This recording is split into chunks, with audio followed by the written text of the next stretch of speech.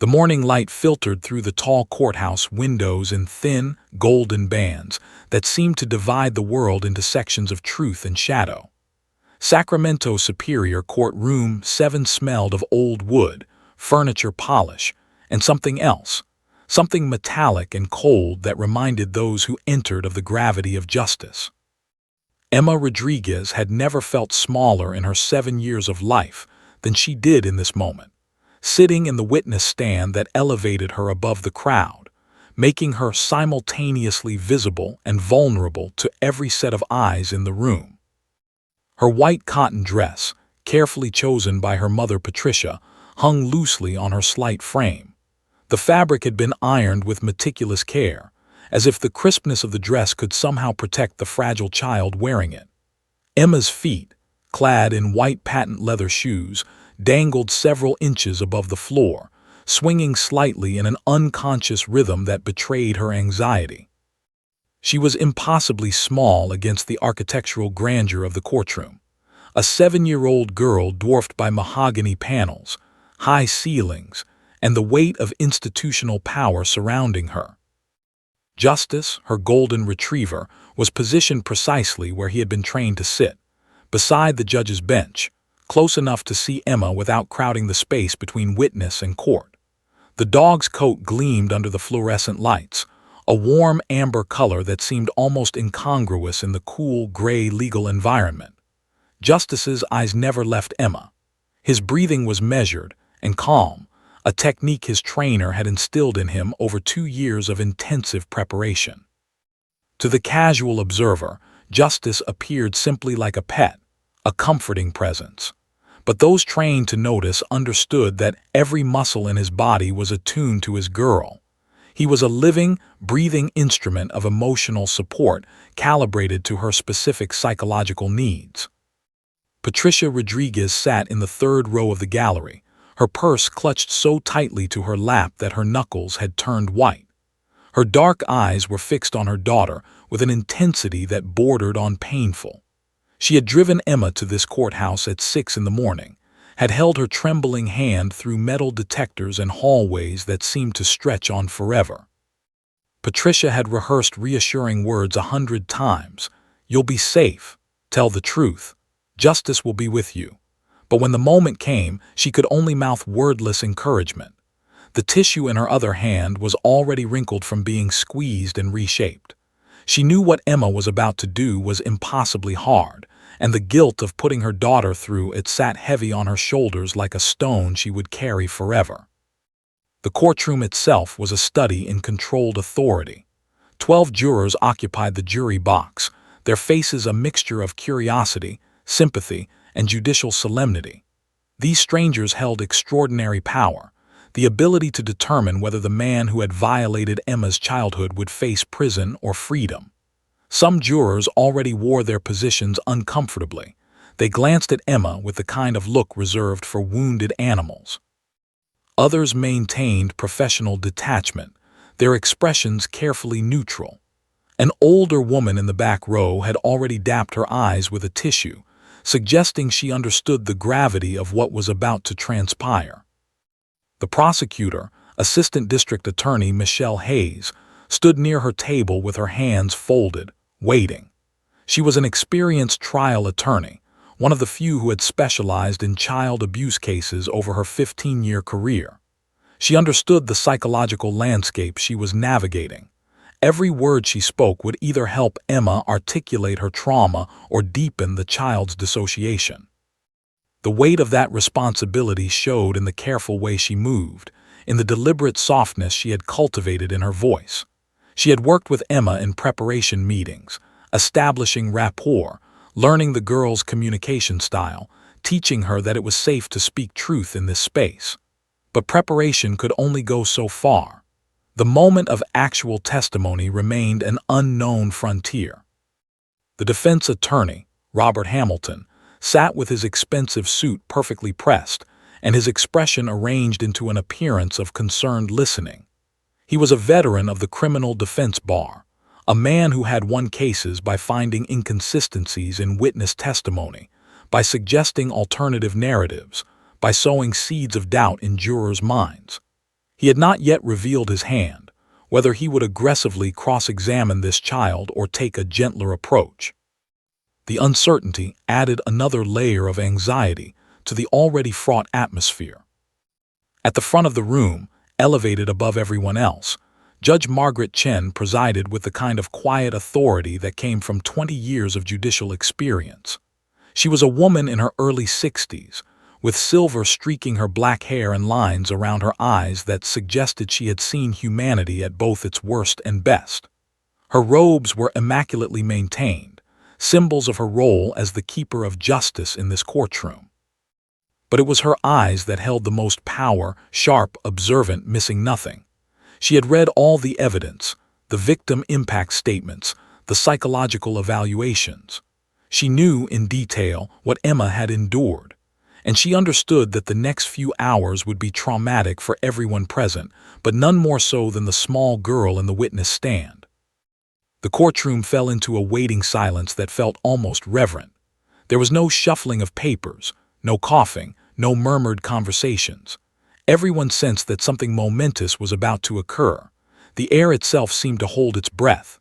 The bailiff, a large man with kind eyes, stood at attention near the door. Even the court reporter, usually focused on her machine and the words flowing around her, had paused to glance at Emma with expression of careful compassion.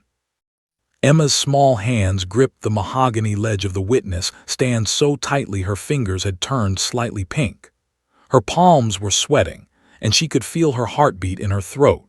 She had been coached on what to expect, had walked through the courtroom several times in the past weeks, had met the judge in chambers to establish some comfort level.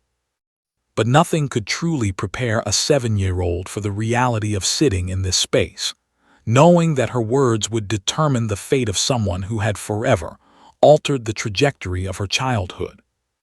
She glanced toward Justice, and the dog's tail made the smallest movement, acknowledging her. That tiny gesture was everything. It was a reminder that she was not truly alone, that someone, something, was present in this overwhelming space with her, in her corner, believing in her strength. Judge Chen picked up her gavel. She would not need to use it yet, but its presence was a symbol of the order she maintained. She looked at Emma with an expression of quiet understanding and nodded slightly, almost imperceptibly. The gesture seemed to say, "I see how brave you are. I know this is hard, but we will do this together." The prosecutor stood, cleared her throat softly, and prepared to begin. The machinery of justice was about to grind forward, and Emma Rodriguez, 7 years old, traumatized, supported by her golden retriever, and the rules of a legal system that had only recently begun to understand how to protect its youngest witnesses, would have to find words for experiences that had shattered her sense of safety and belonging in the world. The weight of silence pressed down on the courtroom like a physical force. "Emma, I know this is very difficult," Assistant District Attorney Michelle Hayes began, her voice deliberately soft and measured, like someone speaking to a frightened animal. She stood at a deliberate distance from the witness stand, close enough to be heard clearly but far enough not to feel threatening. "I'm going to ask you some questions about what happened when your uncle visited your house. There are no wrong answers here. You're safe. Just tell the truth, okay?" Emma nodded so slightly it was barely perceptible.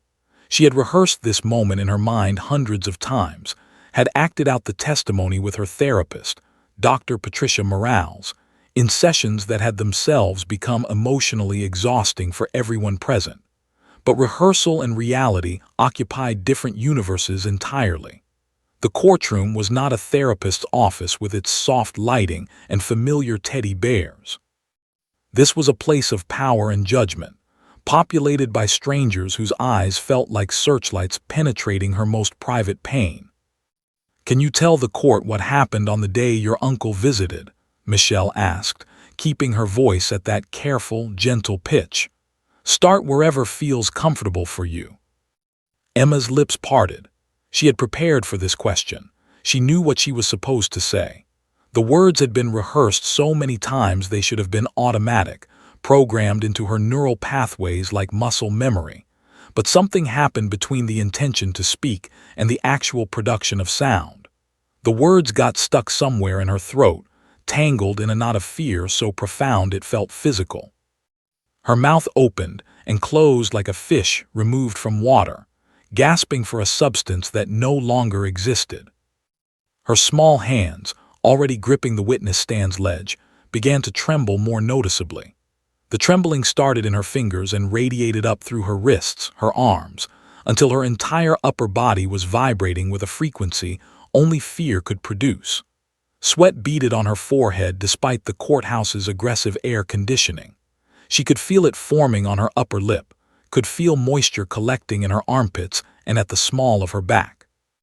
Her white dress, so carefully ironed by her mother, suddenly felt like it was constricting her, cutting off her oxygen supply. Emma's eyes began to dart around the room in rapid, jerky movements, to her mother in the gallery, to Justice beside the judge's bench, to the judge herself, to the jury members who were now leaning forward with expressions of carefully controlled concern. Every face seemed to be waiting for her, expecting her, demanding that she articulate the most traumatic experiences of her life to a room full of strangers. The pressure was suffocating. The silence stretched into seconds that felt like hours. Patricia's hands flew to her mouth. She had known this was a possibility. Dr. Morales had warned them that Emma might experience what was called courtroom freeze, a psychological phenomenon where trauma survivors became unable to speak despite their genuine intention to do so. But knowing something intellectually and witnessing it in your own child were entirely different experiences. Patricia's eyes filled with tears that she desperately tried to blink back, not wanting to distract Emma further. Her mother's instinct screamed at her to leave the gallery, to run to her daughter, to scoop her up and carry her out of this terrible place. But the law did not permit such maternal intervention. She was forced to sit, frozen herself, watching her baby suffer. The defense attorney, Robert Hamilton, shifted slightly in his chair. His body language remained neutral, but a slight curl at the corner of his mouth suggested he was thinking of how he might use this silence to his advantage. A traumatized child who couldn't speak was a child whose testimony could be challenged, whose credibility could be questioned. He was already formulating arguments about the reliability of memories allegedly recovered in therapy, about the suggestibility of young children, about the dangers of leading questions. Judge Margaret Chen's expression did not change, but her eyes had become laser-focused on Emma. She had presided over enough child testimony cases to recognize what was happening. This was not a child who was being uncooperative or fabricating. This was a nervous system in acute distress, a psychological system that had locked down to protect itself from the overwhelming sensory and emotional experience of the moment. Emma's breathing had become visibly shallow. Her chest rose and fell in rapid, short gasps that a trained observer would recognize as approaching hyperventilation. The oxygen she was desperately pulling into her lungs wasn't reaching the areas of her brain responsible for speech and coherent thought. Instead, the panic response was triggering her amygdala, the ancient part of her brain that controlled fight, flight, or freeze responses to perceived threats. Her prefrontal cortex, the region responsible for executive function and rational thought, was being shoved aside by the primal terror of her survival mechanisms. Michelle, the prosecutor, paused. She had been trained to recognize this state. Pushing harder would only deepen the trauma response. Emma, let's slow down for a moment. Can you take a deep breath for me? In through your nose, out through your mouth. That's right. She demonstrated the breathing technique, exaggerating the motion so Emma could follow. But even as she offered the instruction, Michelle's heart sank. She had built her case on Emma's testimony. If the girl couldn't speak, if she remained locked in this state of psychological shutdown, the entire case might collapse. The jury could not convict based on speculation or what the girl might have said if she had been able to speak. They needed her words, her account, her voice. Justice's reaction was immediate and reflexive. The dog's entire demeanor shifted. His relaxed posture became tense. His ears rotated fully forward, locking onto Emma with the intensity of a radar system. His nostrils flared as he detected the chemical shift in his girl's emotional state, the flooding of cortisol and adrenaline through her system creating a scent profile he had been trained to identify and respond to. His muscles coiled, ready for action. This was the moment he had been prepared for, trained for, over countless hours with his handler and behavioral specialists. But Justice remained still, waiting. He had learned patience. He had learned that sometimes the most powerful thing a service animal could do was wait for the precise moment of their handler's signal, not to act before being called upon, but to be ready to respond the instant the need manifested. Emma's hands gripped the witness stand so tightly that her nails left crescents in her palms. Tears formed in her eyes, though she hadn't yet cried. They hovered on her eyelashes like tiny glass beads, threatening to spill down her cheeks at any moment. She was 7 years old, and she was being asked to do something that many adults could not accomplish, to voluntarily revisit psychological trauma in front of an audience of complete strangers, and articulate it in a legal system she had no control over. The courtroom had become unbearably quiet. Even the ever-present ambient sounds of the courthouse seemed to have faded away. The air conditioning hummed. A clock on the wall ticked audibly. Somewhere down the hallway, footsteps echoed, muffled and distant. But within room 7, there was only the sound of Emma's labored breathing and the weight of collective witnessing pressing down on her small shoulders. Michelle glanced toward Judge Chen. The judge's eyes remained on Emma, her expression unreadable but her attention absolute. Michelle made a decision. She would try a different approach. Instead of asking Emma to narrate the traumatic events, she would ask yes or no questions. Perhaps that would lower the threshold of what Emma needed to produce verbally. "Emma," Michelle said, her voice even softer now, "did someone touch you in a way that made you uncomfortable?" Emma's mouth opened. For a moment it seemed like she might speak, but again the words caught. Instead, the girl's eyes rolled slightly back, and her breathing became even more rapid and shallow. She was dissociating, her consciousness retreating inward to escape the unbearable reality of her current moment. The jury watched, horrified and transfixed, as they witnessed a child's psychological system effectively shutting down under the weight of trauma and fear. This was the breaking point, the moment where the machinery of justice threatened to grind to a halt, where the testimony that could put a predator in prison seemed to evaporate like morning mist. The prosecutor closed her eyes for a microsecond, collecting herself. The defense attorney remained perfectly still, absorbing every moment of Emma's distress as potential ammunition for his cross-examination or appeals. And Patricia in the gallery began to pray, not to any specific deity, but to the universe itself, begging for intervention, for rescue, for her daughter's pain to somehow transform into power. Justice's amber eyes widened almost imperceptibly as he detected the familiar cascade of physiological signals that indicated Emma's ascending anxiety spiral. What had begun as mild trembling had now evolved into visible hyperventilation. The dog had been trained for over 2 years to recognize these specific markers: the shallow breathing pattern, the rapid eye movements, the way Emma's fingers had gone from trembling to near spasmodic gripping. These were not abstract symptoms he had learned about in a classroom. They were as familiar to him as his own heartbeat, patterns he had been conditioned to recognize through hundreds of hours of behavioral training and lived experience with his girl. Justice's ears rotated forward with the precision of satellite dishes locking onto a signal.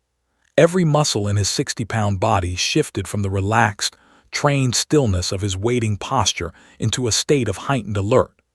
His breathing, which had been calm and measured, became synchronized with Emma's, not mimicking her hyperventilation, but rather demonstrating a counterpoint rhythm that his trainer had taught him to model when his handler was in distress. In behavioral science, this is called emotional regulation through presence. But in practical terms, it meant that Justice was providing a living, breathing template for what calm looked like, offering Emma an alternative pattern to follow. His nose twitched, sensitive to the biochemical shifts occurring in Emma's body. A dog's sense of smell is exponentially more acute than a human's. Justice could detect the increased production of cortisol and adrenaline flooding through Emma's system. He could smell the fear the way a human might see a visible object. This wasn't some mystical connection or random animal intuition. It was science. His olfactory system, containing approximately 300 million scent receptors compared to a human's mere 6 million, was picking up on the actual chemical markers of her emotional distress. Her sweat had changed composition. Her breath carried different volatile organic compounds. To Justice, Emma was essentially broadcasting a distress signal in his native sensory language. The transformation in Justice's demeanor was subtle enough that most of the casual observers in the courtroom would have missed it entirely. But Judge Margaret Chen, positioned with a clear sightline to the service dog, noticed immediately. Her sharp judicial eyes caught the way Justice leaned slightly forward, the way his body shifted its weight distribution to be more responsive, the way his entire being seemed to compress into pure attention. This was not a distraction. This was a professional at work. Judge Chen had handled 3 other cases involving service animals, and she recognized the specific behavioral signature of a trained dog transitioning from standby mode into active support mode. Justice's gaze never left Emma for a single moment. His eyes, which normally held the warm, somewhat benign expression of a family pet, had transformed into something more intense. The focused concentration of an athlete in competition, a surgeon during a critical procedure, a soldier in a life-or-death situation. Every detail of Emma's presentation fed into his processing. The exact angle of her neck, the rate of her jaw clenching and unclenching, the specific tremor frequency of her hands. The courtroom remained largely unaware of what was happening, but Justice was performing a kind of sophisticated psychological triage. His behavioral trainers had spent countless hours teaching him to assess the severity of Emma's distress. Was this manageable anxiety that she could work through with gentle encouragement? Or was this an acute crisis requiring immediate intervention? The answer, as Justice evaluated it, was that Emma had reached a critical threshold. Her nervous system was in acute dysregulation, threatening to slip from anxiety into a state of complete dissociation or panic. Justice's muscles tensed with extraordinary specificity. Not the tension of aggression or threat. His body language remained completely non-threatening to the legal proceedings occurring around him. Rather, this was the tension of readiness, the muscular preparation of a performer about to take the stage, an athlete about to launch into action. Every sinew in his body was coiled like a spring, but a spring that would only release if and when Emma signaled that she needed him to do so. Michelle Hayes, the prosecutor, noticed the shift in Justice's behavior out of her peripheral vision. She had been briefed extensively on Emma's service dog and how the animal would be positioned in the courtroom. She understood that Justice's presence wasn't decorative or merely comforting. It was functional, therapeutic, and potentially transformative. She had seen cases where the presence of a service animal had single-handedly enabled traumatized witnesses to provide coherent testimony where they might otherwise have been unable to speak. She had also seen cases where the animal's behavior became a kind of silent second witness to the victim's distress, allowing jurors to see, through the dog's reaction, the reality of what the child was experiencing. The defense attorney, Robert Hamilton, also observed Justice's behavioral shift, but he interpreted it differently. To him, it was a potential liability, a jury that became emotionally invested in the dynamic between a traumatized child and her service animal might become less objective, less focused on the technical aspects of testimony and cross-examination. They might become biased in favor of the prosecution simply because they were moved by the visual narrative of a child in distress being comforted by an animal. Hamilton made a mental note. This could be something he would need to address in his closing arguments, a way to redirect juror attention away from emotional responses and toward the specific, factual content of any testimony Emma might ultimately provide. Judge Chen's expression remained carefully neutral, but her mind was working. She was watching a service animal do exactly what it had been trained to do, provide stabilizing presence to a person in psychological crisis. She was also watching the legal system's intersection with therapeutic intervention, a relatively new frontier in trauma-informed court procedures. She had the power to halt testimony, to call for more time, to restructure the proceedings. But she also knew that interrupting now, while justice was beginning to establish connection with Emma, might disrupt whatever therapeutic dynamic was beginning to form. Patricia's eyes had widened as she observed Justice's transformation. She had been present during many of Emma's training sessions with Justice, had watched as the behavioral specialists taught the dog to recognize and respond to her daughter's emotional states. But seeing it in action in the actual courtroom, with the stakes being as high as they possibly could be, brought new dimensions to her understanding of the animal's importance to her daughter. Justice was not a pet. Justice was a medical intervention, a therapeutic tool, a psychological support system with 4 legs, a tail, and an extraordinary capacity for empathy. Justice moved his head slightly closer to the witness stand, not making any aggressive movement toward the judge's bench or the proceedings, but rather positioning himself so that Emma could reach him more easily if she chose to do so. His body remained in the sitting position he had been commanded to maintain, but every angle of his spine, every fiber of muscle communicated readiness. If Emma needed him, he would be there. That was the promise written in every cell of his being. The air in the courtroom seemed to shift. The previous atmosphere of sterile legal procedure, of impersonal institutional authority, began to transform into something more complex, a space where human trauma and animal compassion were beginning to intersect. The presence of a service dog, previously in the background of the proceedings, was becoming increasingly central to the unfolding drama. Emma's eyes, which had been darting frantically around the room in patterns of pure panic, suddenly locked onto Justice. Something in the dog's complete, undivided attention to her seemed to penetrate the fog of her dissociation.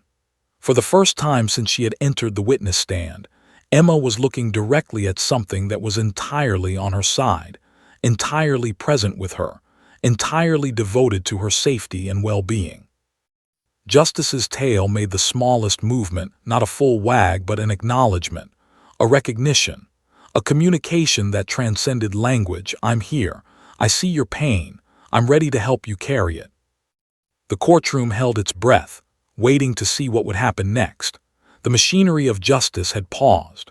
The legal proceedings had momentarily given way to something more primal, more ancient, more powerful than any rule or statute. The connection between a child in crisis and a creature devoted to her healing. Time seemed to compress and expand simultaneously in that moment when Emma's eyes locked onto Justice's. The rest of the courtroom, the judge, the jury, the prosecutor, the defense attorney, the bailiff, the court reporter, the gallery of observers, all seemed to recede into a background of blurred insignificance. For Emma, there existed only this moment, this connection, this single thread of understanding between herself and the creature who had been trained to navigate the labyrinth of her trauma alongside her. Justice's amber eyes held a quality of unwavering devotion that transcended species. They communicated what words could never quite capture: absolute presence, unconditional acceptance, and a willingness to sit with Emma in whatever darkness she was experiencing without judgment, without demand, without expectation of anything except her own survival and eventual healing. In those eyes, Emma saw reflected back to her a version of herself that was not broken, not damaged, not shameful, simply a child who had endured something terrible and was now, in this moment, choosing to bear witness to it alongside someone who loved her. The two of them existed in what psychologists might call a dyadic state, a mutual emotional attunement between two beings where the boundaries between self and other become permeable. Emma's breathing, still rapid and shallow, began to find a new rhythm influenced by Justice's continued modeling of calm respiration. Her heart rate, while still elevated, seemed to find some measure of stabilization in the presence of his unwavering attention. This was not magic or mystical connection. This was neurobiology at work, the activation of Emma's parasympathetic nervous system through the powerful influence of another creature's calm presence. Emma's small hand, which had been gripping the witness stand with white-knuckled intensity, slowly began to relax. Not completely, not fully, but enough that her fingers could open incrementally, enough that her arm could move with purpose rather than remaining paralyzed by fear. The movement was glacially slow, as if her body was asking permission from her conscious mind with each millimeter of motion. But it was movement. It was agency. It was Emma's voluntary choice to reach out. Justice's entire body remained perfectly still, but his eyes followed the trajectory of her hand with absolute focus. He understood what was coming.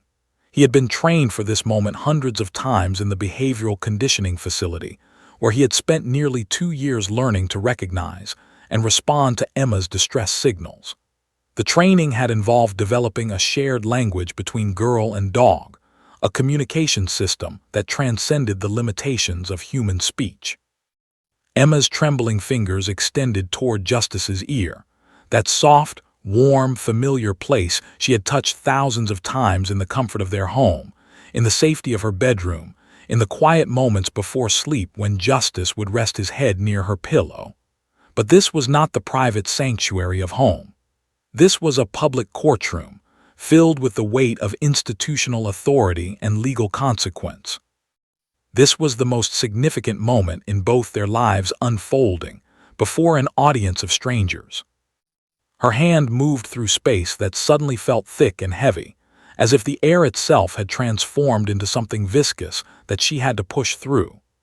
Dust motes hung in the afternoon light streaming through the courtroom windows, and Emma's hand seemed to move through them in slow motion, crossing the distance between the witness stand and the bench where Justice waited. Justice's ear, soft as velvet, warm with blood flow, embedded with thousands of sensory receptors, was presented at precisely the angle Emma's body mechanics required. Justice had learned to position his head to make himself accessible to her, understanding at some deep, almost spiritual level that this gesture was more than physical contact. It was ritual. It was prayer. It was the externalization of Emma's internal psychological state into a form that could be witnessed and honored. Emma's fingers made contact with Justice's ear.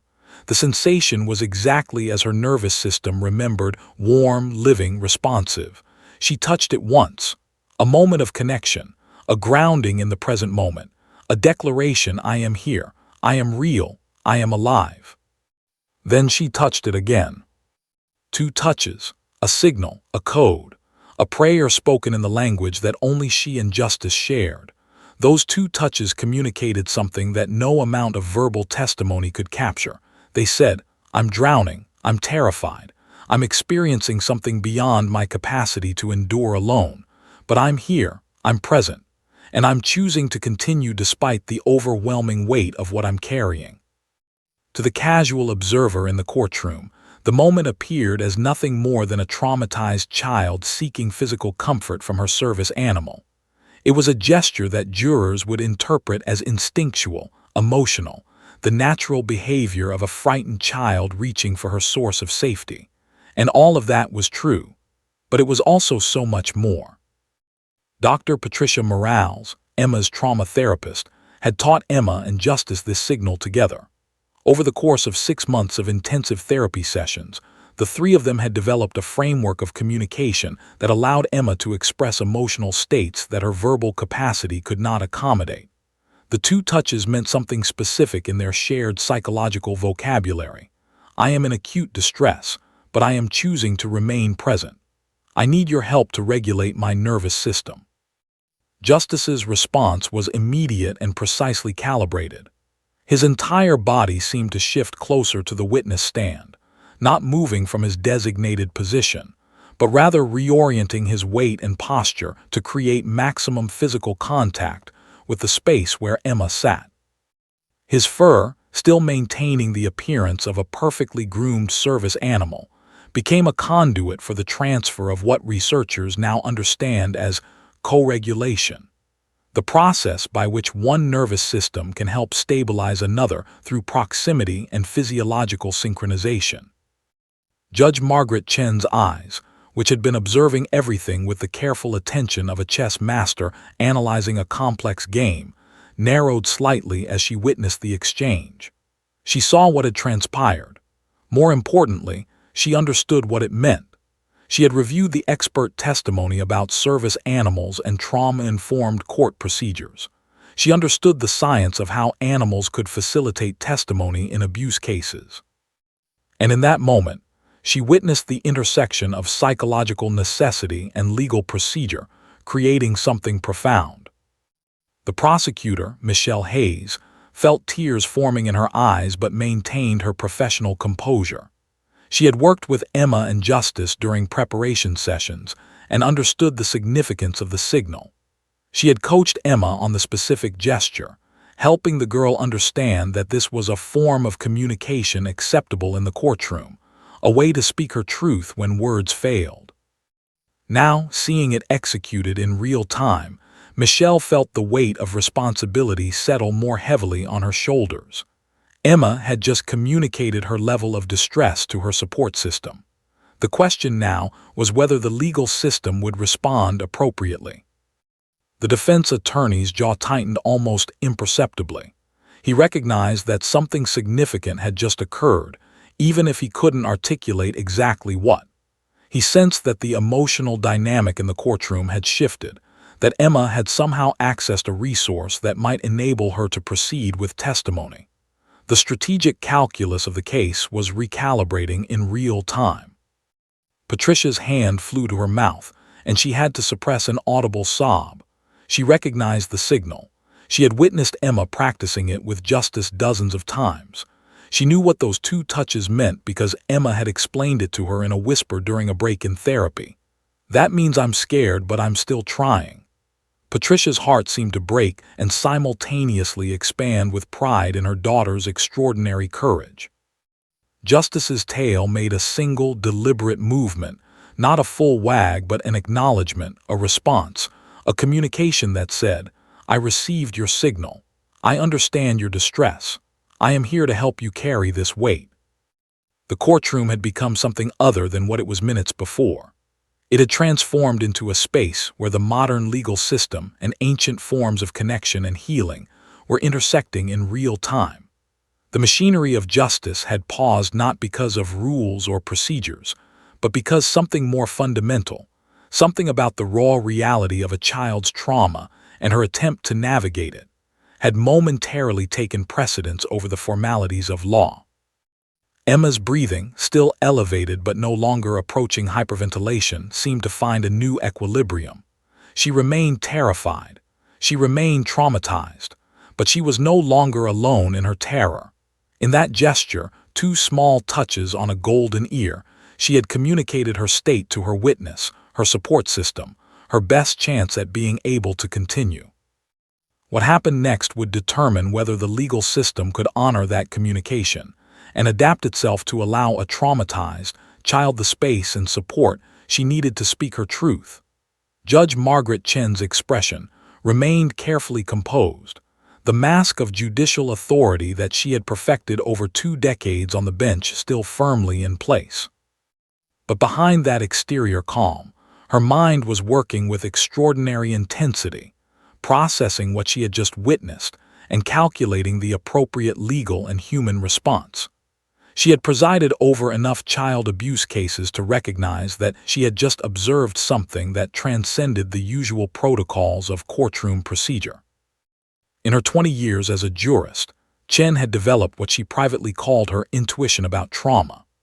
It was not truly intuition at all, but rather the accumulated knowledge of hundreds of cases, the expertise of having studied child psychology and neurobiology as a supplementary education to her law degree, and the hard-won wisdom of having witnessed countless victims attempt to navigate the legal system while carrying wounds that most people could never comprehend. She understood that the moment she had just observed, Emma's two touches on Justice's ear, was a psychological turning point, a child's attempt to access the resources necessary to continue surviving her own testimony. Chen's eyes had tracked every micro-movement of the exchange. She had seen the way Emma's entire physiology had shifted in response to Justice's presence.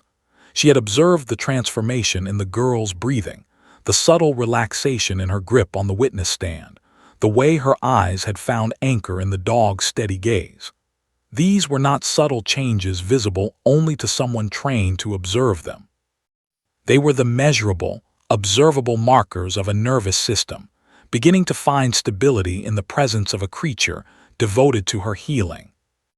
But Chen also understood something else that many observers in the courtroom might have missed.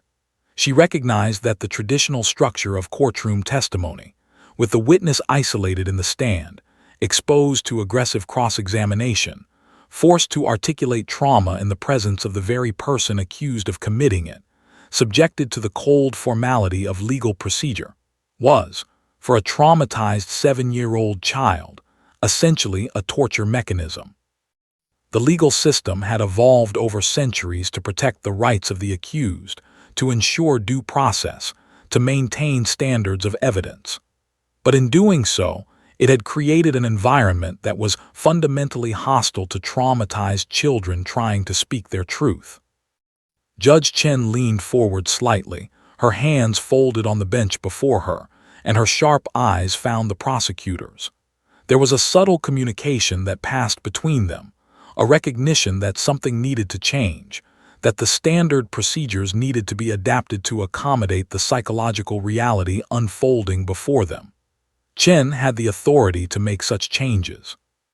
She had the power to transform the courtroom structure on the grounds of trauma-informed judicial practice, a relatively new but increasingly recognized area of law that acknowledged the necessity of adapting legal procedures to accommodate the neurobiological realities of traumatized witnesses. Michelle Hayes, the prosecutor, had also been observing Emma and Justice with intense focus. She understood the significance of what had occurred. She had worked with trauma specialists to prepare for this testimony. She had reviewed research on how service animals could facilitate witness testimony. But there was a difference between reading about something and witnessing its real-world application. The prosecutor's chest tightened with the realization that Emma had reached her psychological limit for standard testimony procedures.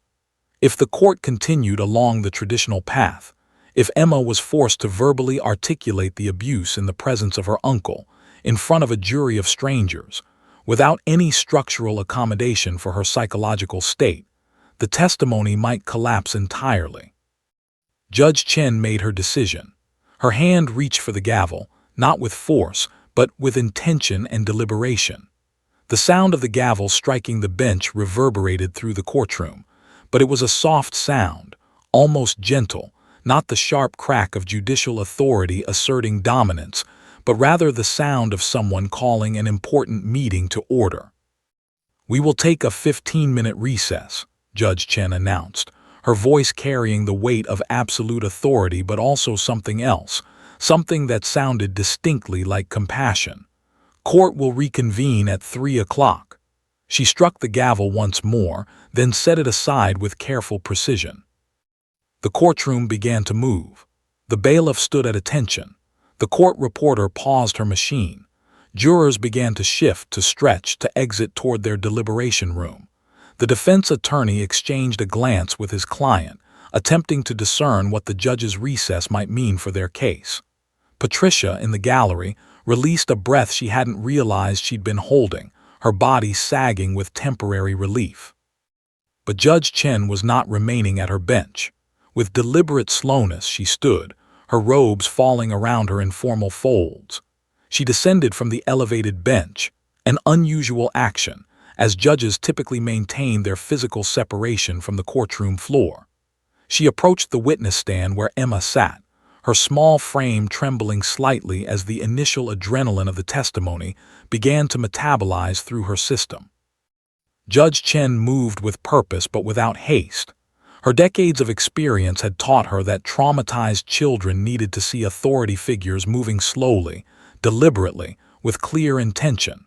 Sudden movements, loud voices, aggressive approaches, these were triggers that could send a traumatized child deeper into dissociation or panic. "Hello, Emma," Judge Chen said, keeping her voice at a gentle pitch that somehow still carried the authority of her position. She approached close enough to be personal but far enough to not be physically threatening. "I'm Judge Chen. We've talked before in my chambers, do you remember?" Emma nodded slowly, her eyes still occasionally drifting to Justice, seeking the reassurance of his presence. The dog remained in his designated position, but his entire being remained focused on Emma, monitoring her for any sign of further distress.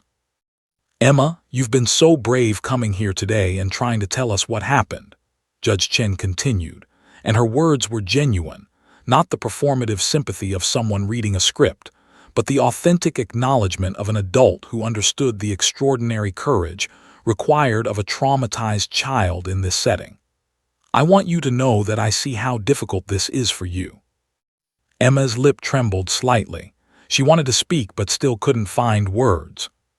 "Here's what I want to ask you," Judge Chen said, lowering herself slightly so that her eyes were more level with Emma's, creating a more egalitarian dynamic than the usual witness-judge relationship. "Is there a different way we could do this that would feel a little easier for you? You don't have to answer all of my questions right now. We can take our time. We can change how we do things. The most important thing is that you feel safe enough to tell us the truth. Can you tell me, do you feel a little safer now with Justice nearby?" Emma looked toward the dog, then back to the judge. She managed the smallest nod. "Good," Judge Chen said. "That's important. Justice is going to stay right here with you, and I'm going to make sure that we do this in a way that helps you feel more comfortable." She paused, allowing her words to settle, giving Emma time to process. Sometimes when we ask people to tell stories about things that hurt them, we ask the questions in a way that's very hard. We ask them to describe everything in words all at once. But there are other ways to tell stories, aren't there? Some people draw pictures.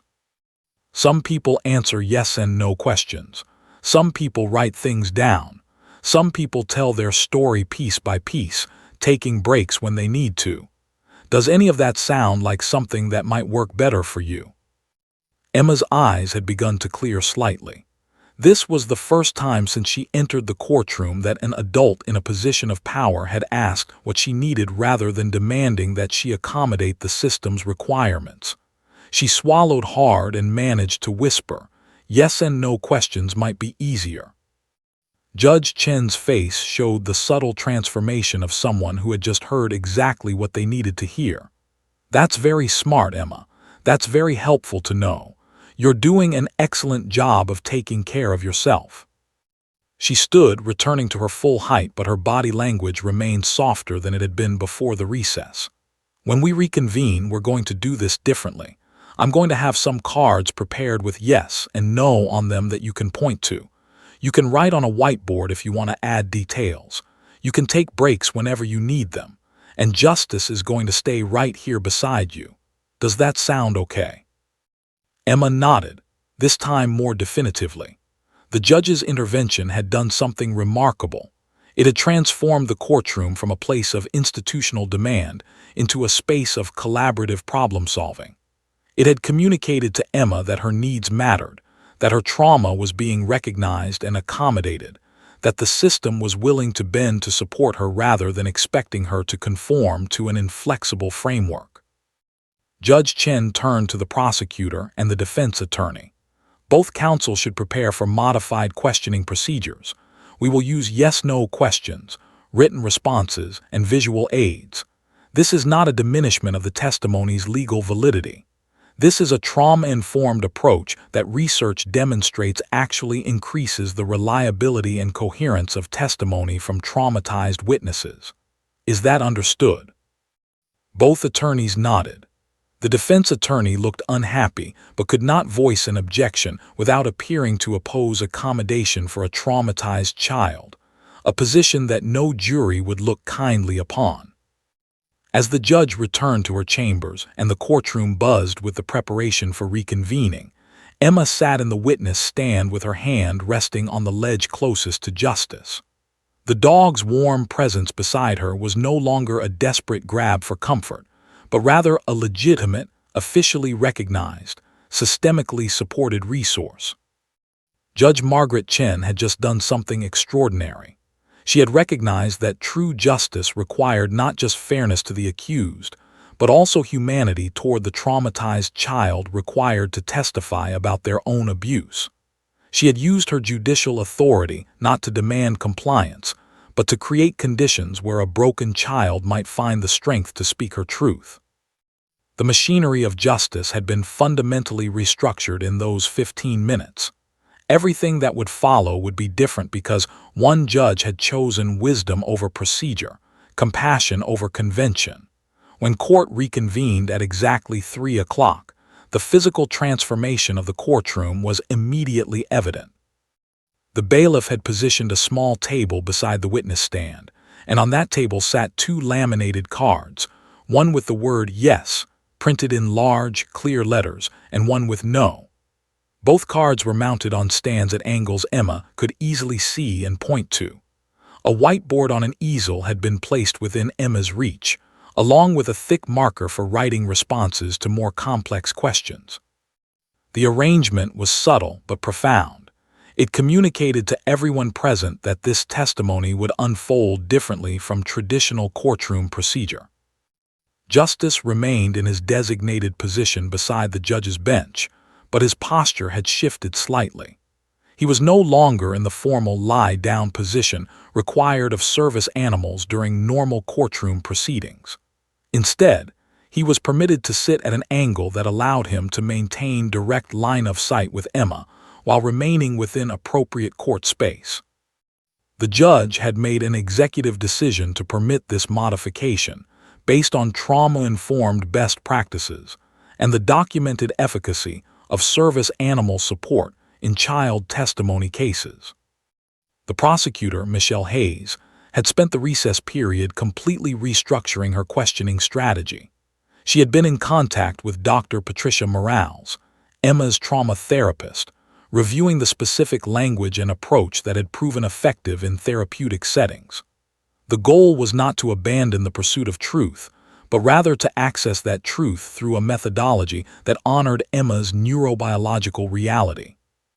Michelle had prepared a series of questions that moved from the least threatening to more specific details, building understanding incrementally rather than demanding immediate comprehensive narrative. Robert Hamilton, the defense attorney, had also used the recess strategically, but his approach was different. He had prepared his own set of yes-no questions, designed to create ambiguity, to suggest alternative explanations, to plant seeds of doubt about the reliability of Emma's memory or the credibility of her account. He would not be aggressive. That would violate the judge's implicit directive to accommodate the traumatized child. But he would be forensically precise, using the limitations of yes-no answers to construct alternative narratives that might create reasonable doubt in the jurors' minds. Michelle approached the witness stand slowly, deliberately, maintaining the measured pace and gentle demeanor that had been calibrated during the recess. "Emma, are you ready to answer some questions for us?" Emma glanced toward Justice. The dog's tail made a small movement of acknowledgement. Emma nodded. "Good. I'm going to ask you questions that you can answer by pointing to the yes or no cards, okay? If you want to give more information, you can use the whiteboard. If you need a break at any time, you just tell me or tell the judge. Does that sound all right?" "Yes," Emma whispered, her voice barely audible but present, which represented an enormous shift from the earlier paralysis. "Okay, let's start with something that might be easier. Do you have an uncle named David?" Emma reached out and pointed to the yes card without hesitation. It was a simple factual question about something concrete, not about trauma, not about shame, not about anything that required her to articulate the unspeakable. "Thank you. Did your Uncle David visit your house on May 15th of last year? Emma pointed to yes again. Her hand was trembling slightly, but she was functioning, she was engaged, she was responding. Did something happen that day that made you feel uncomfortable? This was the critical question, the threshold between establishing context and entering the territory of the alleged abuse. Emma's entire body stiffened. Her hand hovered between the two cards. Justice shifted his position, leaning more directly toward the witness stand, his presence somehow amplifying without becoming intrusive. Emma's finger extended toward the yes card. The gesture was slow, reluctant, as if her body was protesting even as her will moved her hand forward. But the gesture was deliberate, intentional, a choice made despite the psychological cost of making it. Michelle allowed several seconds of silence to follow. This was a trauma-informed technique, allowing space for the witness to process after disclosing something difficult. I know that's hard to talk about. Did your uncle touch you in a way that was wrong? Yes. Did this happen more than one time? Yes. With each affirmative response, Emma was incrementally disclosing the reality of her abuse. The yes-no structure meant she didn't have to construct narrative or endure the exposure of describing graphic details in her own words. She was simply confirming the factual reality of what had occurred, and the framework of yes-no questions allowed her to do so in a manner that her traumatized nervous system could tolerate.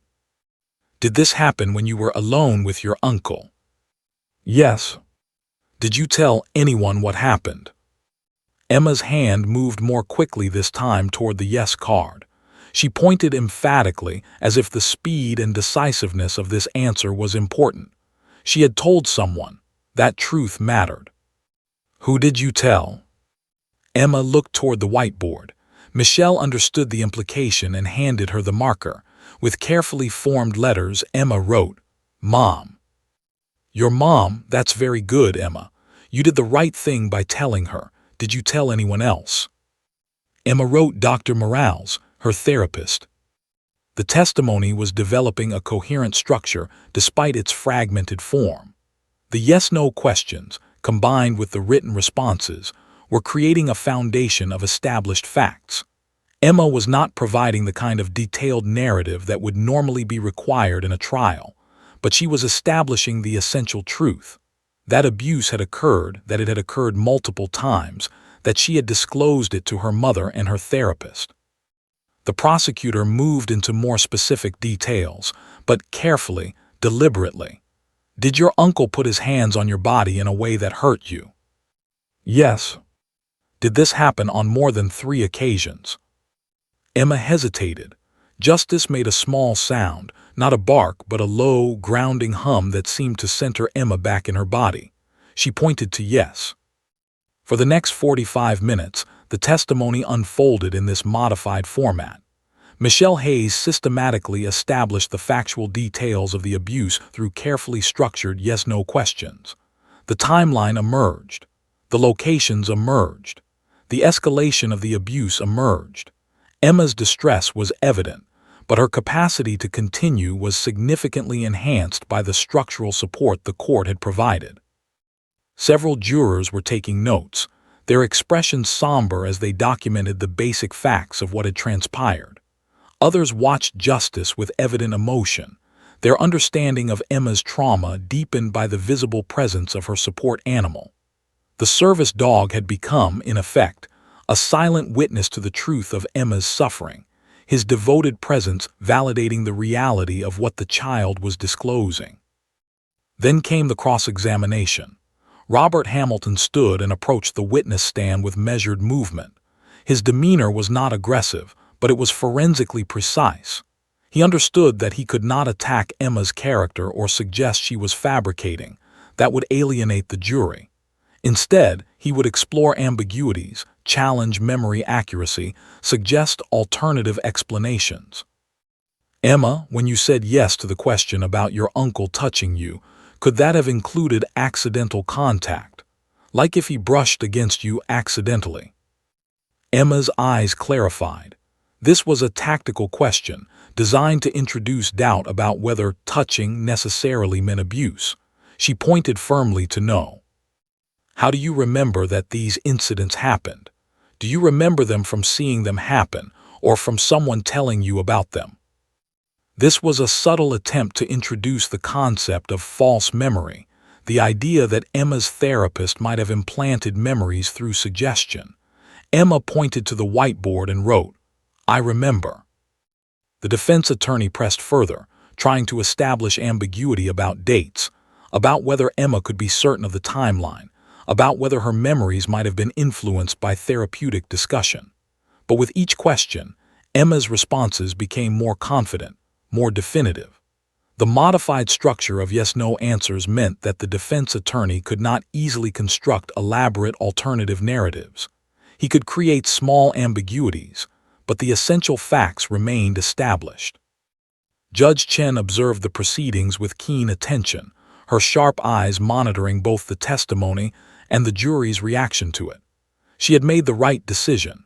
Emma was functioning, responding, providing coherent and consistent testimony. The modification had not weakened the legal case. If anything, it had strengthened it by allowing the core truth to emerge without the overwhelming trauma that might have caused complete dissociation. As the afternoon wore on, Emma's voice grew incrementally stronger. Not loudly, not dramatically, but with increased conviction. She had managed to articulate in her own way the essential reality of her abuse. She had done so while being supported by a justice system that had chosen to accommodate her psychological needs rather than demanding she conform to an inflexible institutional framework. Justice remained steadfastly by her side, occasionally shifting his position to maintain her sightline, his presence a constant reminder that she was not navigating this alone. The dog's composure seemed to model the stability Emma was beginning to find within herself. By the time Michelle's questions concluded and the judge called for the day's recess, something fundamental had shifted in the courtroom. The testimony had not been traditional, but it had been effective. The truth had emerged, and it had emerged through a collaboration between a traumatized child, a devoted service animal, an innovative judge, and a legal system that had chosen, in this instance, to prioritize human dignity alongside institutional procedure. Emma walked toward her mother during the break, justice at her side, her small hand resting on the dog's collar. She was exhausted but intact. She had survived her own testimony, and in doing so, she had created the foundation for justice to potentially be served. The morning of the third day of testimony began with a palpable shift in energy. Emma arrived at the courthouse with her mother, but her posture was different from the day before. Her shoulders were less hunched. Her eyes held a quality of determined resolve rather than pure terror. Justice walked beside her, his leash held firmly in Patricia's hand, the dog's bearing suggesting he understood the significance of what lay ahead. The service animal had become a symbol in the courthouse, a visible representation of the child's capacity for survival and resilience. The courtroom was more crowded than it had been on previous days. Word had spread through the courthouse community about the unusual case, about the child with the service dog, about the judge's innovative approach to trauma-informed testimony. Several law students had been granted permission to observe, recognizing they were witnessing a potential landmark in how the legal system might evolve to accommodate traumatized witnesses. A court-appointed psychologist sat in the gallery, documenting the proceedings for a paper on trauma and testimony that would eventually be published in a prestigious legal journal. Judge Chen was already at her bench when the proceedings commenced. She nodded toward Emma with a subtle acknowledgement that communicated, "I see your courage. I'm here with you." The prosecutor, Michelle Hayes, had spent the morning preparing final questions designed to draw out more narrative detail now that Emma had established baseline comfort with the modified format.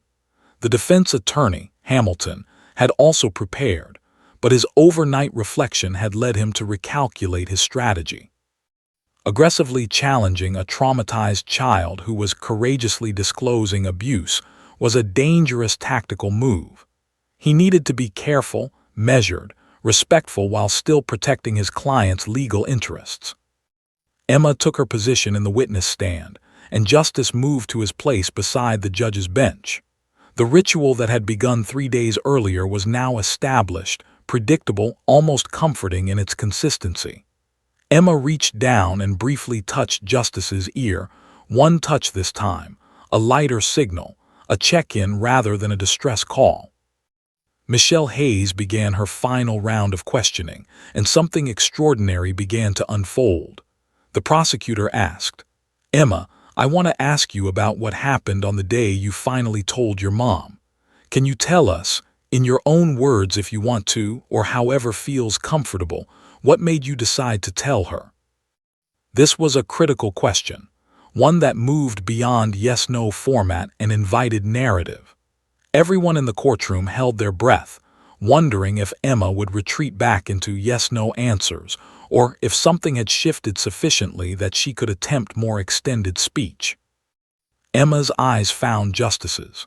The dog's tail made a small movement, and then, in a voice that was barely above a whisper but carried extraordinary emotional weight, Emma began to speak. "I was scared," she said, her words coming out slowly, carefully chosen, as if each one cost significant energy.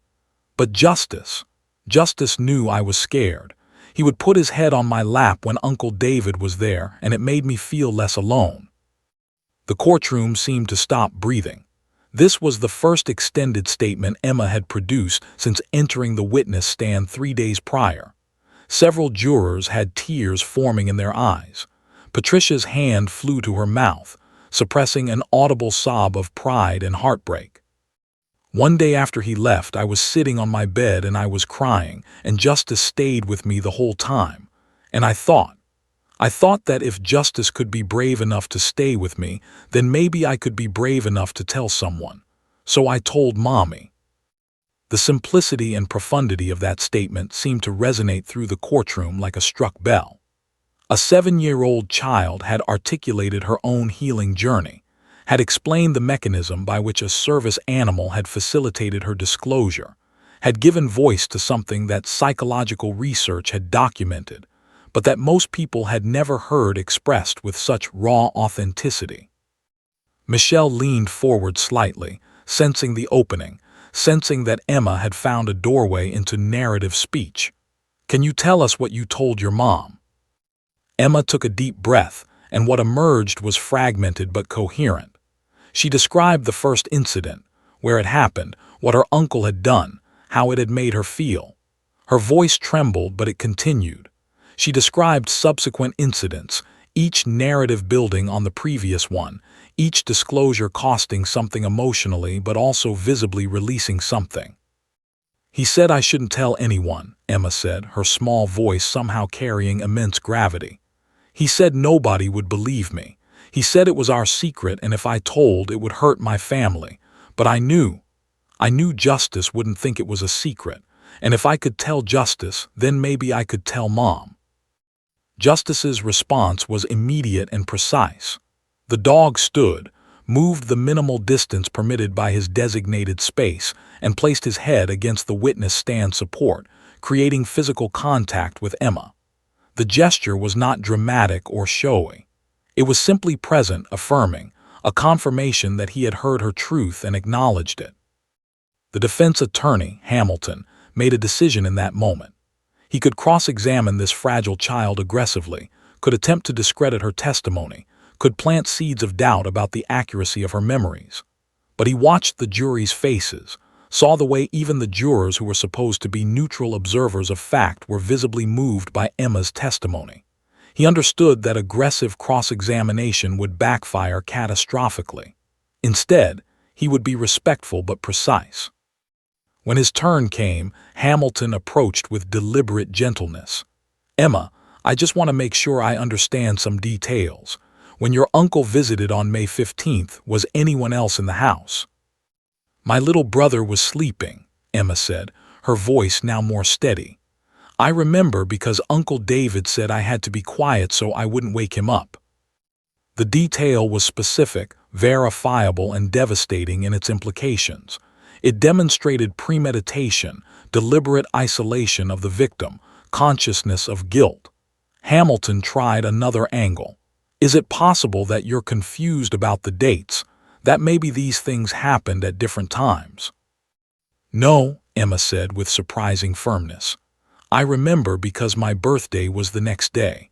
I didn't want to have a birthday party because I felt dirty. Mom thought I was sad about something else, but it was because of what Uncle David did. The timeline suddenly crystallized with horrifying clarity. The abuse had occurred the day before Emma's 8th birthday, which added a dimension of cruelty that seemed to penetrate even the defense attorney's professional detachment. He shifted his approach slightly, asking about other details, but each question seemed to elicit responses that were consistent, specific, and emotionally coherent.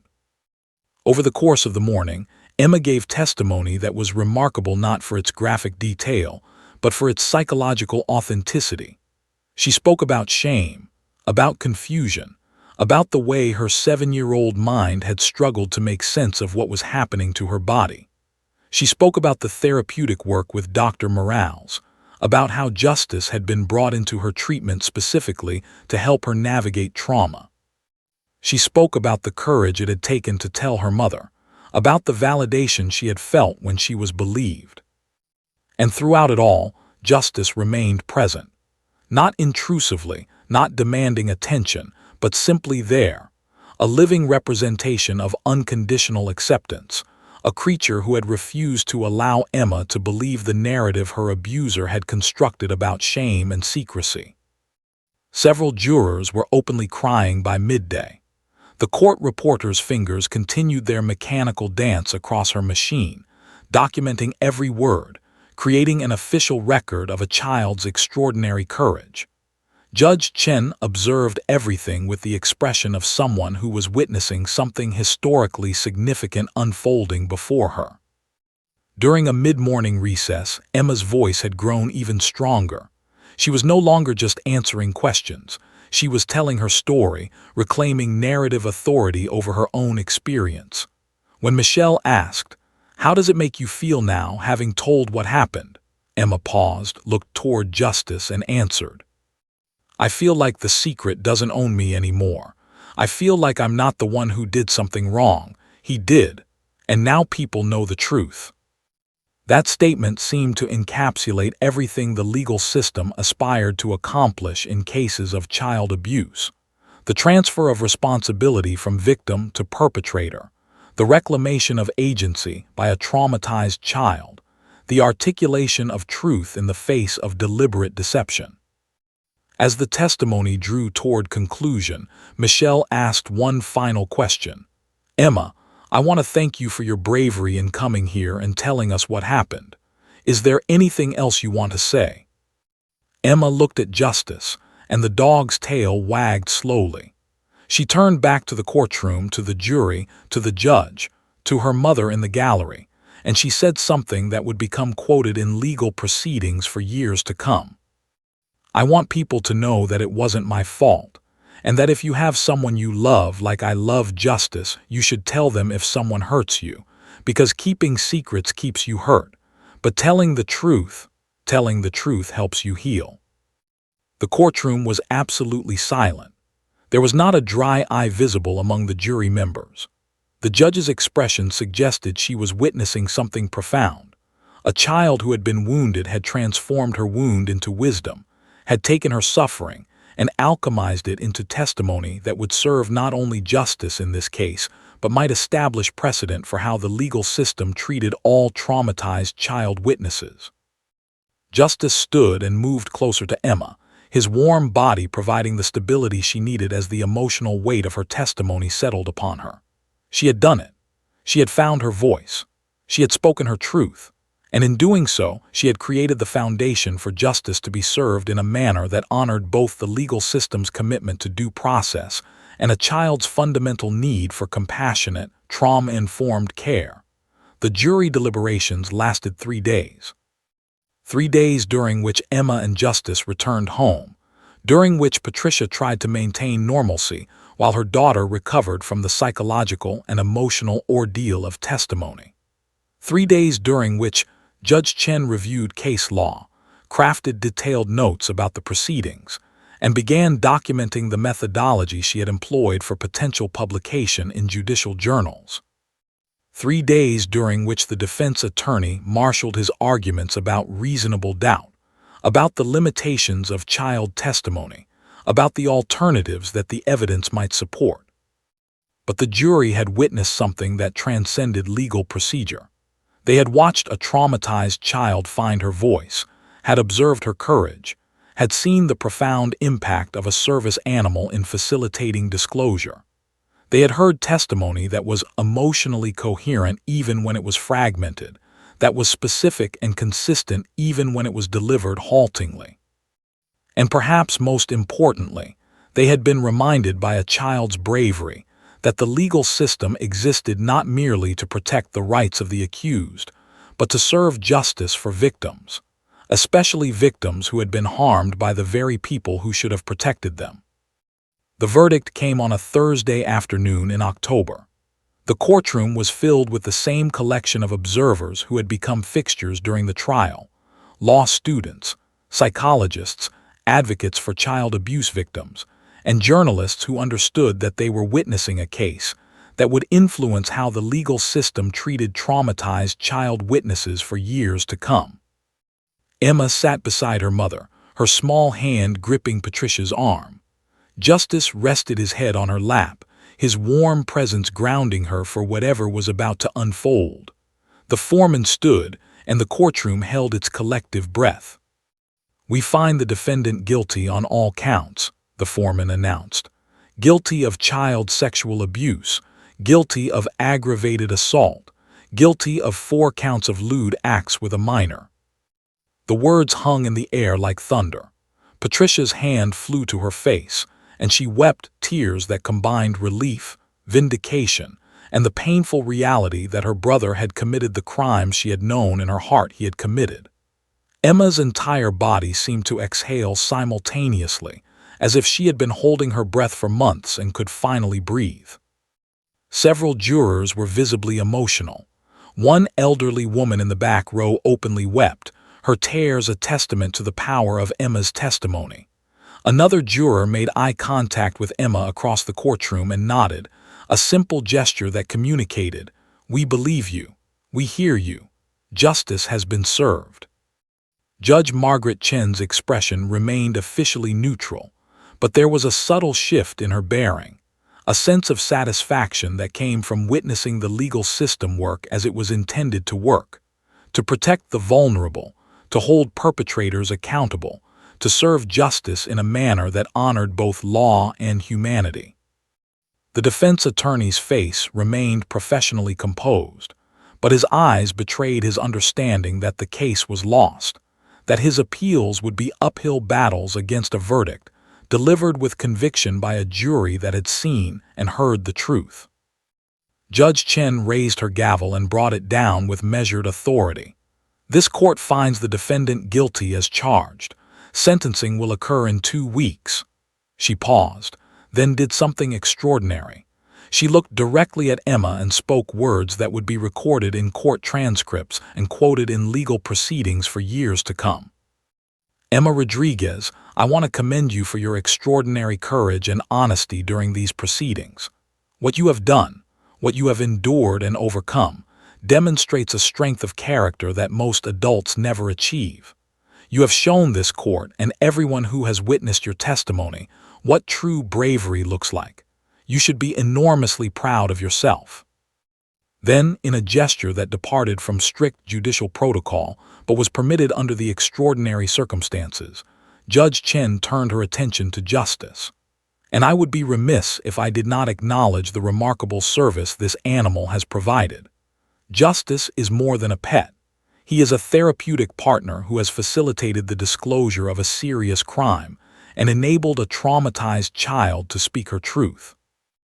Justice represents the evolution of how our legal system can accommodate the neurobiological realities of trauma while maintaining the integrity of our justice process." Justice's tail wagged slowly, as if the dog understood the significance of being acknowledged by the court itself. 2 weeks later, at the sentencing hearing, David Rodriguez was given a sentence of 25 years to life, a determination that he would likely spend the remainder of his existence in prison for the crimes he had committed against his niece. The judge's statement during sentencing included detailed commentary on how the defendant's deliberate manipulation of a vulnerable child, his construction of shame-based secrecy, and his conscious abuse of familial trust had all contributed to the severity of the sentence. This defendant preyed upon the innocence and vulnerability of a child in his care, Judge Chen stated. He attempted to silence his victim through manipulation and psychological control, but that victim, with extraordinary courage and the support of a devoted service animal, refused to be silenced. She found her voice and spoke truth to power. Justice has been served. The verdict reverberated far beyond the courtroom walls. Within weeks, legal advocacy organizations had begun to cite the Rodriguez case as a precedent for trauma-informed court procedures. Law schools across California began incorporating the case into curriculum on child witness testimony. Mental health professionals cited the documented efficacy of service animals in facilitating disclosure of childhood abuse. Most significantly, the California legislature began the process of formally revising child testimony guidelines. What had begun as Judge Chen's innovative interpretation of existing trauma-informed practices evolved into official state policy. Service animals became officially recognized as legitimate support systems for child witnesses in abuse cases. Yes-no questioning frameworks became formally permitted alternatives to traditional testimony structures. The legal system, which had historically been designed with little consideration for the psychological realities of traumatized witnesses, began to transform. Emma's life after the trial shifted into different terrain. The immediate danger had been removed. Her abuser was incarcerated. The secret that had poisoned her childhood had been exposed to light and had lost its power to control her. She continued therapy with Dr. Morales, not as a traumatized child trying to survive abuse, but as a healing child processing her experiences and gradually reclaiming agency over her own narrative. Justice remained by her side throughout. The service dog had completed his formal training obligation, but Emma's mother made the decision to maintain his placement with her daughter. Justice had transcended the role of therapeutic animal. He had become family, a brother in all but biological fact, a living reminder of how love and devotion could sustain someone through the darkest passages of human experience. 1 year after the verdict, on what would have been Emma's 9th birthday, a local news station reached out requesting an interview. Emma, now noticeably taller, more confident, more openly expressive, agreed. She sat with Justice at her side, her hand resting on the dog's collar, and spoke about her experience not as a victim, but as a survivor who had transformed her suffering into something meaningful. "I want other kids to know that if something bad happens to them, they don't have to keep it secret," Emma said, her voice steady and clear, a remarkable contrast to the traumatized whisper that had emerged in the courtroom. "And I want adults to know that kids can be brave. We can tell the truth even when it's scary, and we deserve to be believed." The interview went viral on social media. Emma received thousands of messages from other abuse survivors, children and adults, who expressed gratitude for her courage, who said that her testimony had given them the strength to disclose their own abuse. Advocacy organizations invited her to speak at conferences about trauma-informed care. Universities requested her participation in research projects documenting the impact of service animals on child testimony. But perhaps more significantly, the changes initiated by the Rodriguez case began to have ripple effects throughout the legal system. Judges across California started implementing trauma-informed procedures.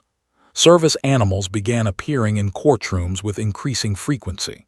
The very structure of how child abuse cases were prosecuted began to shift, informed by the precedent that Judge Chen had established and that Emma's testimony had validated.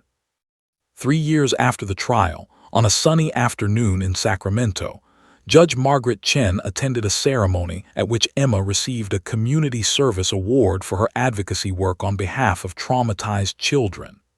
Emma stood on a stage with justice at her side, accepting the award not as a victim, but as a young advocate whose testimony had changed the legal system.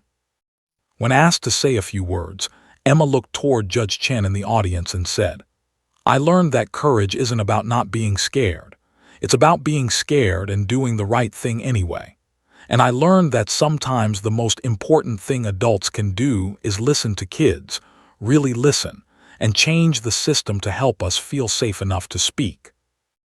Justice sat beside her, his golden coat gleaming under the stage lights, his warm presence a constant reminder of the extraordinary partnership between girl and dog that had transformed not only Emma's life, but had rippled outward to touch the lives of thousands of other children who would now navigate the legal system with greater compassion and understanding. As Emma walked from the stage with justice at her side and her mother's proud embrace awaiting her, the audience rose in standing ovation. The applause was not merely for a child who had survived abuse.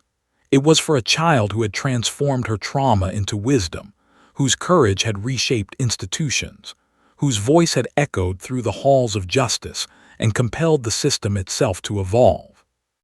Judge Chen watched with tears in her eyes, understanding that she had witnessed something remarkable, the moment when a broken child, supported by a devoted animal, had helped rebuild the very legal system designed to protect her.